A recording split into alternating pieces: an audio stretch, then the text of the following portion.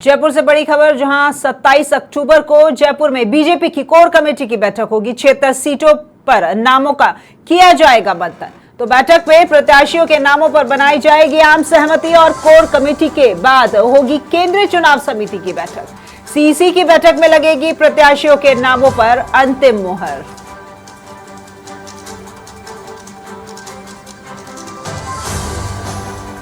और इस खबर पर अधिक जानकारी के लिए जुड़ते हैं हमारे संवाददाता पिंटू सिंह के साथ में। जी पिंटू, बीजेपी की कोर कमेटी की बैठक होगी जहां पर 76 सीटों के नामों पर मंथन किया जाएगा और प्रत्याशी भी इंतजार में हैं पिंटू इस तीसरी लिस्ट के। देखिए, बीजेपी ने 124 प्रत्याशियों की घोषणा कर दी है और 76 सीटों पर अभी प्रत्याशियों की घोषणा होनी बाकी है। और 76 प्रत्याशियों में से 66 सीटें वो है जहां पर बीजेपी चुनाव हारी हुई है। इनमें से महज 10 सीटें हैं जिन पर बीजेपी के मौजूदा विधायक है।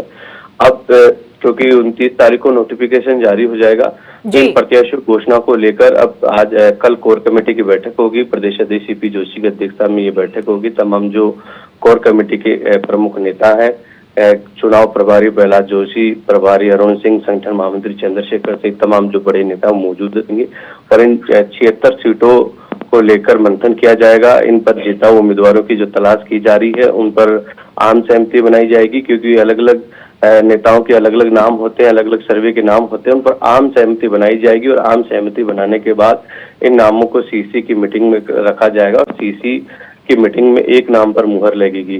तो अब तक जो भी सीटों पर जो अलग अलग नाम आए हैं उनको लेकर चर्चा की जाएगी, कौन सा जीताऊ उम्मीदवार है उन पर आम सहमति बनाने के बाद केंद्रीय चुनाव समिति में रखा जाएगा। इसी को लेकर कल कोर कमेटी की बैठक बुलाई है। प्रदेश भाजपा मुख्यालय में बैठक होगी और प्रत्याशियों की जो 76 सीटों पर प्रत्याशियों की कहीं ना कहीं उन पर विचार विमर्श के साथ साथ जो प्रमुख मुद्दे हैं, जहां पर कई बागियों ने ताल ठोक रखी है, जहां पर त्रिकोणीय संघर्ष अब देखने को मिल रहा है और पार्टी को वहाँ नुकसान हो रहा है। कह सकते हैं कि जो बगावत जो लोग कर रहे हैं, जो बीजेपी के कहीं ना कहीं प्रति निष्ठा रखते थे और टिकट की दावेदारी कर रहे थे, उनको टिकट नहीं मिला तो वो चुनाव लड़ रहे हैं। ऐसी स्थिति में मान मनोबल को लेकर, उनको बिठाने को लेकर इन सब चीजों पर भी तैयार होगी, चर्चा की जाएगी। साथ ही आगामी दिनों में चुनाव प्रचार में अब केंद्रीय नेताओं का जो दौरे होंगे, जो प्रचार प्रसार होगा, उनका भी खाका तैयार किया जाएगा।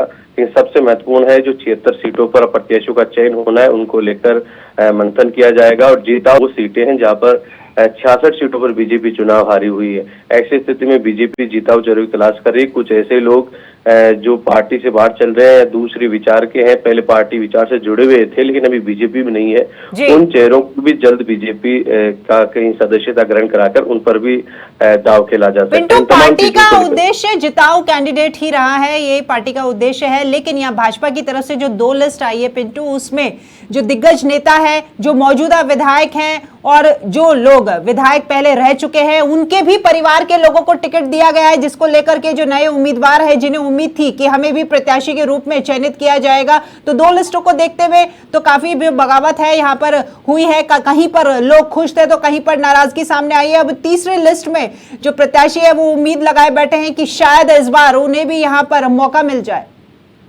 हाँ, संभवतः कैसे ऐसे कई कद्दावर हैं जिनको पहली और दूसरी सूची में टिकट नहीं मिला, वो लगातार प्रेशर पॉलिटिक्स कर रहे हैं, दबाव की राजनीति के तहत पार्टी पर दबाव डाल रहे हैं कि उनको किसी दूसरी जगह से मौका दिया जाए। लेकिन पार्टी ने रुख अपना स्टैंड है वो क्लियर कर रखा है कि जो जीता उम्मीदवार होगा पार्टी उसी पर दाव खेलेगी। तमाम अलग अलग सर्वे करवाए गए हैं, केंद्रीय स्तर पर भी जो सर्वे करवाए गए हैं, पार्टी स्तर पर जो सर्वे करवाए गए, उन सर्वे के आधार पर प्रत्याशियों का चयन किया जाएगा। और कई ऐसे चेहरे हैं जो आगामी दिनों में बीजेपी की सदस्यता ग्रहण करेंगे और उनको पार्टी टिकट देगी। चुनाव आते आते ही सब चीजें जो संघनिष्ठ, संगठन के प्रति लॉयल्टी, ये सब चीजें कमजोर हो जाती है और उस वक्त सिर्फ एक ही मिशन होता है, जीता उम्मीदवार। क्योंकि चुनाव जीतेंगे तो सत्ता आएगी और सत्ता के आने के बाद सभी कार्यकर्ताओं को अलग अलग जगह सेटल किया जा सकता है। लेकिन अभी जो पार्टी का फोकस रहता है वो चुनाव जीतने पर होता है। कौन पार्टी को जिता सकता है, कौन उस क्षेत्र में कमल खिला सकता है, उस पर सबसे ज्यादा फोकस रहता है। और यही कारण है कि एक बड़े स्तर पर जो नाराज लोग हैं उनको मनाने के लिए तमाम जो पार्टी के बड़े नेता हैं, जो संगठन के लोग हैं, उनसे लगातार उनसे संपर्क किया जा रहा है, उनको मनाने की कोशिश की जा रही है। मेवाड़, जहाँ सीपी जोशी का ग्रस्त क्षेत्र है, वहां पर राजसमंद हो चाहे चित्तौड़गढ़ हो, प्रतापगढ़ हो, वहां इस प्रकार की ज्यादा कहीं ना कहीं नाराजगी देखने को मिल रही है। तो उन सब चीजों को साधने की कोशिश की जा रही है। बिल्कुल, पार्टी अपनी कवायद कर ही रही है। फिलहाल सबकी नजर टिकी रहेगी इस तीसरी लिस्ट पर। धन्यवाद पिंटू आपका इस तमाम जानकारी के लिए।